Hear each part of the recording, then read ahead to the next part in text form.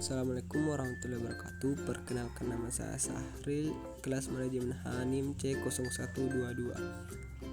Saya akan memaparkan materi tentang pelatihan dan pengembangan, dan yang kedua keselamatan dan kesehatan kerja.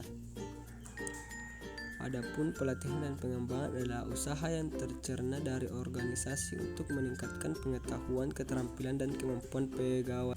Pelatihan lebih ditekankan pada peningkatan kemampuan untuk melakukan pekerjaan yang spesifik pada saat ini. Pengembangan lebih ditekankan pada peningkatan pengetahuan untuk melakukan pekerjaan di masa yang akan datang.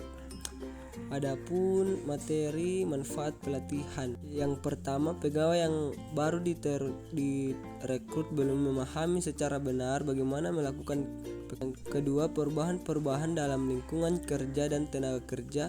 Yang ketiga, meningkatkan daya saing perusahaan dan memperbaiki produktivitas. Dan yang keempat, menyesuaikan dengan peraturan-peraturan yang ada. Misalnya strategi pelaksanaan pekerjaan yang dilakukan oleh industri dan pemerintah. Adapun langkah-langkah pelaksanaan pelatihan, yang pertama, menganalisis kebutuhan pelatihan organisasi yang sering disebut need atau need as, dan yang kedua menentukan sasaran dan materi program pelatihan. Yang ketiga, menentukan metode pelatihan, prinsip-prinsip belajar yang digunakan, dan yang keempat, mengevaluasi. Adapun analisis kebutuhan adalah yang penentuan kebutuhan pelatihan dan pengembangan yang akan dilakukan. Kegiatan ini sangat rumit dan sulit karena perlu mendiagnosis kompetensi yang dibutuhkan sesuai dengan perubahan lingkungan dan masa akan datang. Adapun analisis kebutuhan organisasi, analisis kebutuhan tugas, dan analisis kebutuhan pegawai. Analisis kebutuhan organisasi yaitu mendefinisikan strategi organisasi, lingkungan organisasi pada saat ini dan masa yang akan datang untuk mencapai tujuan.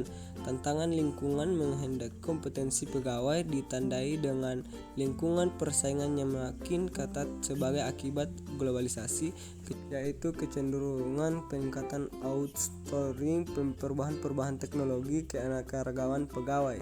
Adapun analisis tugas yaitu menganalisis tugas-tugas yang harus dilakukan dalam setiap jabatannya yang dapat dipelajari dari perilaku peran tersebut, dan informasi analisis jabatan yaitu uraian tugas, persyaratan tugas, dan standar untuk kerja terhimpun dalam informasi sumber daya manusia. Adapun analisis kebutuhan pegawai adalah menganalisis mengenai apakah ada pegawai yang kurang dalam kesiapan tugas-tugas atau kurangnya kemampuan, keterampilan, dan pengetahuan yang dapat diketahui dari peningkatan kinerja, observasi ke lapangan, kuesioner. Adapun penentuan tujuan pelatihan harus dirumuskan secara spesifik apakah perubahan perilaku atau perubahan pengetahuan yang ingin dicapai setelah pelatihan dilakukan. Pun faktor-faktor efektivitas pelatihan, yaitu partisipation atau partisipasi merupakan keterlibatan seseorang peserta dalam kegiatan secara aktif dan secara langsung. Yang kedua, repertion adalah melakukan atau mengatakan secara berulang-ulang dalam usaha menanamkan ide dalam ingatan seseorang. Dan relevan, pelatihan mempunyai arti atau manfaat yang sangat penting pada seseorang.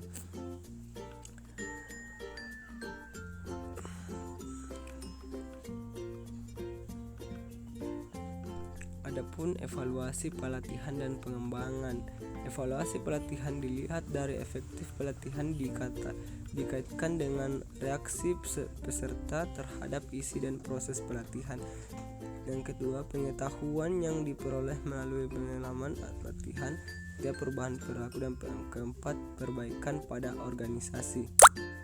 Adapun keselamatan dan kesehatan kerja. Definisi keselamatan kerja adalah sebuah kondisi di mana para karyawan terlindung dari cedera yang berhubungan dengan pekerjaan. Kesehatan kerja adalah sebuah kondisi di mana para karyawan terbebas dari berbagai penyakit fisik dan emosional yang disebabkan oleh pekerjaan. Perlunya menjalankan program keselamatan kerja, mencegah kerugian fisik dan finansial yang bisa diderita karyawan, mencegah terjadinya gangguan terhadap produktivitas perusahaan, menghemat biaya premi asuransi, menghindari tuntunan hukum.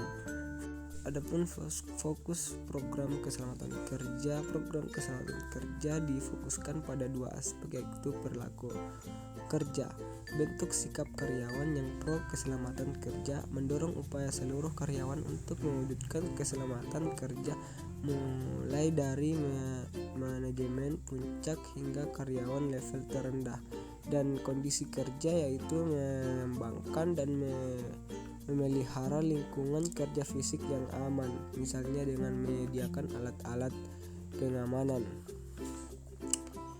Beberapa teknik dalam program keselamatan kerja kesehatan: analisis bahaya pekerjaan, proses yang dirancang untuk mempelajari dan menganalisis sebuah tugas dan bahaya-bahaya potensial yang bisa timbul dari pelaksanaan tugas tersebut. Adapun ergonomika, yaitu studi mengenai hubungan antara manusia dengan pekerjaannya yang meliputi tugas-tugas yang harus dikerjakan, alat-alat dan perkakas yang digunakan serta lingkungan pekerjaannya. Adapun pencegahan cedera dan penyakit yang terkait dengan pekerjaan, yaitu menyadarkan para karyawan mengenai bahaya-bahaya berhubungan dengan pekerjaan mereka, memasang alat-alat kontrol produksi, menyusun prosedur-prosedur kerja yang aman, mendorong penggunaan alat-alat pelindung yang layak. Adapun tentang stres adalah reaksi ganjil dari tubuh terhadap tekanan yang diberikan padanya. Stres mempengaruhi orang-orang yang dengan cara yang berbeda-beda. Dengan menggunakan demikian merupakan kondisi yang sangat menggantung pada individu.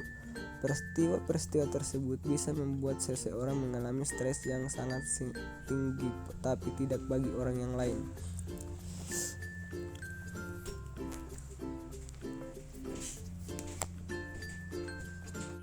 Adapun faktor penyebab stres, yaitu faktor budaya perusahaan, pekerjaan itu sendiri, kondisi kerja, faktor-faktor pribadi, keluarga, masalah finansial, lingkungan umum.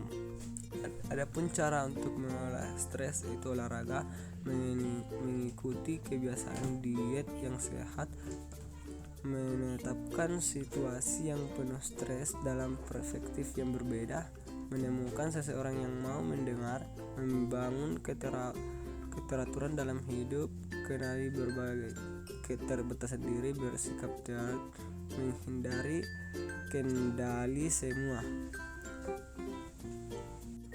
Adapun evaluasi program keselamatan dan kesehatan. Keberhasilan sebuah program keselamatan dan kesehatan bisa dilihat dari beberapa indikator: penurunan tingkat kecelakaan dan penyakit yang terkait dengan pekerjaan, baik secara kuantitatif maupun kualitatif, yaitu jumlah jam kerja yang hilang akibat terjadinya kerja atau penyakit yang disebabkan pekerjaan.